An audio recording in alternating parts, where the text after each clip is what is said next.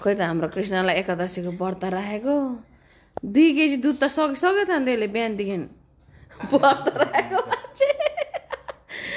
3 KG अहिले भेना ल्याएकोसँग 3 KG भयो 2 KG त टक्लकै सकिसक्यो गाइस घरि दुध खान्छ अघि बिहानदेखि दुध खाएको हो अहिले चाहिँ चिया हो कि दुध हो भने फेरि दुधै रहेछ त अनि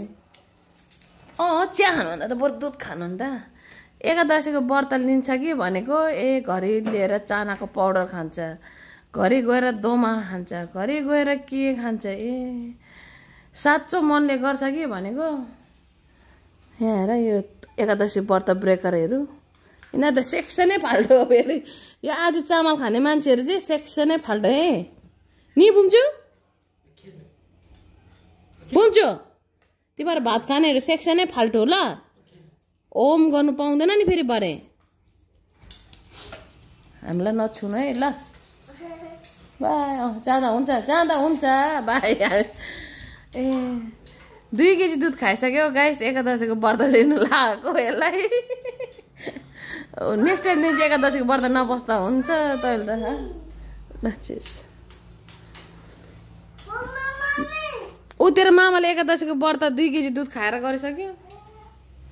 भरे फेरि मकैको चामल खानुपर्छ ल के अरे एकैचोटि भोलि मात्रै भात खानुपर्ने भनेको त्यो मकै चामल कहिले खाएको छैन मकै चामल अब खानुपर्छ त भाइ यो भात भन्दा त मकैको चामल त एकदम जिउको लागि स्वास्थ्य मस्त हुन्छ तर आज चाहिँ खानुपर्छ ल हेर्नु न कतिको रहेछ सक्दो रहेछ तपाईँ बनाइदिनु न त भेनाले बनाइदिन्छ कि दुध समुसेर खाउँ ल मकैको चामलसँग भरे चाहिँ कहाँ हुन्छ चामल त खानु हुँदैन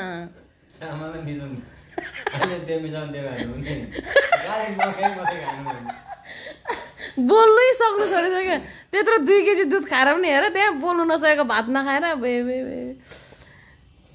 के अरे 15 दिनमा 1 दिन व्रत लिनु छ त्यो पनि 2 केजी दुध खाइसक्यो अघि दोमा खायो चानाको पाउडर 1 कप चिनी लाएर